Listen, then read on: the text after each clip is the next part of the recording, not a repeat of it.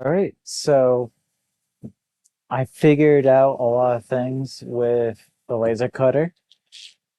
One of them is cutting settings and stuff like that, so reducing scorching and stuff. So I'm going to show you what I did so far. The thing I did was I first started with printing out, but I made this file. Basically, it helps configure the camera for any distortion. And then this is like for targeting it. But I realized you have to cut it every time you want to redo a calibration. The bigger the object, the better, because so the bigger the area that you're working in, the better it is. And I got it close by a few millimeters. And what I basically did in software, I set up OBS to give me macros when I switch scenes. It works half the time. So in software, under camera control, I adjusted it with the shift there. And how I did it was, for example, imagine this was still here. I would did an X on a piece of cardboard like this, and then I just traced it and I measured with my tool by how far it was off, and then I manually adjusted it. But this is basically the markers that you do after you do the pattern that I showed you before. I got to be pretty accurate now. I did use a lot of cardboard, but I also buy a lot of Amazon packages. I was able to successfully make a trace out with the camera control basically, and light burn. You can calibrate the lens with that pattern I showed earlier and then do the camera alignment. I did this many times, read the manual over and over, did a lot of tests, and I finally got the result I wanted. It did take me a lot longer than I anticipated, but the results are very much worth it. I'm still trying to get the cutting settings down, so I'm probably actually going to do like 900. I did do a material test, but I feel like it doesn't give me the full story of what's going on. So I got distracted because, oops, I did too many. I looked away because my camera says that my microphone is not supported. But the funny thing is, it is supported with that camera. Good old Sony, no longer supporting certain things. Of course, it's going to fight me on it now, so I got to remove it. So where was I? Okay, so I want slower speed. The cool thing now is I can show you what it looks like through the camera. So if I lift this up, you can see me, and then I put it down and it gives me an idea what's going on.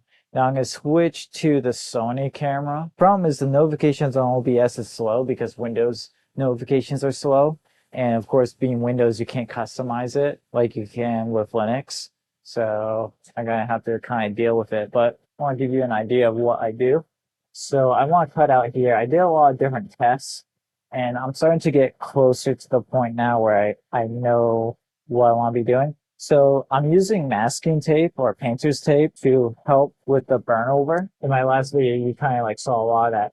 And the problem is I have to make sure that there's no air bubbles or any, it has to be adhered perfectly to the leather. Now it does leave some marking, but I can probably clean that with rubbing alcohol, which to be honest, when I'm doing a final work on these, I should wipe them clean because of the mouse soot and other crap that a laser cutter pushes around. You know, they should be cleaned off anyway. So I did that right there. Now I'm going to put a 9 in there. I already did an all focus test, so I know that all this material will work. And now I just bring this down, switch to my computer now. So you'll see these notifications, but they're a bit slow. They stay there for 5 seconds. I want them to disappear right away so the next notification comes through. But that's just a minor IT issue. All right, so now it's out of the way. I can hit go ahead. I got ahead of myself. I didn't even line up the new camera. So let me just move this out of the way.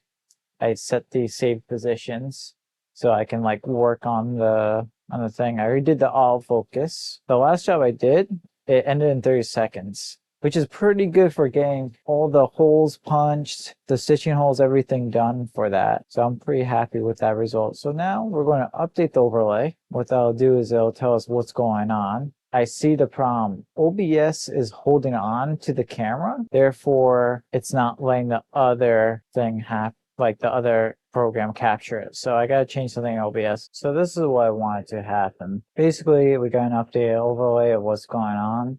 Now this is not real time. I had to manually update it. But now we're going to import hard slot and move it right over here. And then we're going to do our settings, which is like, oh, save the old settings. So we're going to do 900 by 60. And then do the same for the other one. Start this. Actually, I'm going to hit home because I don't know if it doesn't know where it is. So I'm going to just do this real quick. Okay. And we're going to hit start. We get a live view. Now, it's not the best camera view, but it is inside. So that's pretty cool. Whereas like outside the box, it's pretty dirty. But you can kind of get an idea. Like this is a really interesting perspective um, of like what's happening. Now, I might have to do some trickery to get it to interact, but as you can see, it kind of is in the way. So what I like to do is, you're not going to see it, but I'm going to hit out of the way to the left button, and you can see it get out of the way. Now when I lift this up, you're not going to see anything except me picking this up, which is a very interesting camera angle. Imagine having a Zoom meeting with that camera. I mean, if you were desperate, you could do that, but we're going to switch to that one. I'm just curious, before we move anything around, let's just see one thing. Let's see if I can update the camera control.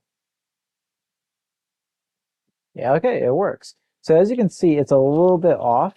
So what I would do in this situation is I would measure that distance either in software or with the camera. So it's a little bit off, so it needs to be calibrated again.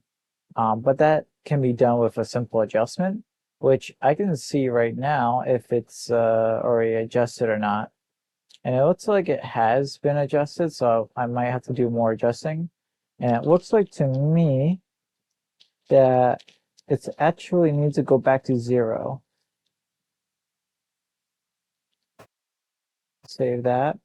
So we'll see if that will change anything, but it just looks like it just needs to go back to 0. But it's not end of the world. Yeah, now OBS can't capture it because I recently used the camera. That might be a Windows shortcoming. Let's go see what we got.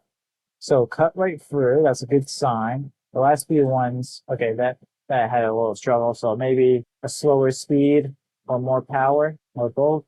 You can see that there was some smoke track in there. That's why we always have the fan running. Not sure if you can see that well, but basically all this burn over is stopped by the tape.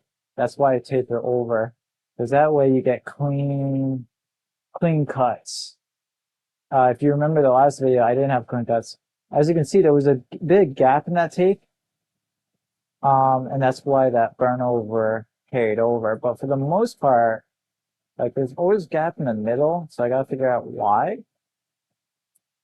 But for the most part, it's pretty clean. And I can shave this down. The holes not going all the way through doesn't matter because I split this leather, so it's much thinner once I'm done. But yeah, that's pretty much it. That's the video. I've been doing a lot of troubleshooting and figuring this out. I really want to thank the laser cutting subreddit for helping me pick this laser cutter out. They honestly told me to get this enclosure, but I saw this came with it, and I was like, you know what, I gotta get it. Um, and it's been awesome ever since. It's been a huge learning curve, but the results have definitely been paying off. So now I can start making these cool like wallets and stuff. Of course, I just have to clean that off a little bit and get that residue off, but I think it gives a really nice job. And I have to clean this anyway, so that's not end of the world. Another day I'll finish making my wallet, show this off, but I really like this idea because I can grab scrap like I just did and cut exactly where I need to cut it. Of course, it needs some micro adjustments, but I can always do that, recalibrate it. It's really not end of the world. Whereas before, I was just telling it to frame and it would just do a border, but I would be guessing as where it should go. So I'm going to close this so it can ventilate. I got a new ventilation setup, as you can see. it goes out through there. So instead of leaving the door open a crack, it goes straight out and it keeps it warm in here. I can keep the heat on.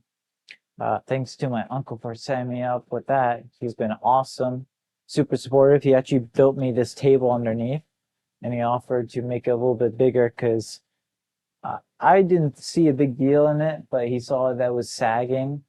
So we're going to do something different with it. Now, for the projector, I don't know what I'm going to do with the projector. I'm still figuring that part out because I think I could use it for like leather vests and bigger objects like that. But I'm kind of like working out the kinks, the software and stuff. And also I got to order a bunch of stuff on Amazon, things that will make the skiving and stuff easier. It's tough because it's the holidays, so shipping is going to be a nightmare. Everything's going to be a nightmare. I'm really glad that I got this before anything else. And you can't see what I'm talking about. I'm really glad that I got this. I'm really happy with it. Great investment. And the best part is I can do engraving. I can do a lot of great things with it. So really happy with it. And that's the end of the video. I'm going to do a lot of trying things out off camera first and then showing you what I find. I think it's a lot more entertaining or get to the point that everybody enjoys than me losing my mind and taking forever to get any videos done. So I'm going to stick with that format until I adjust it.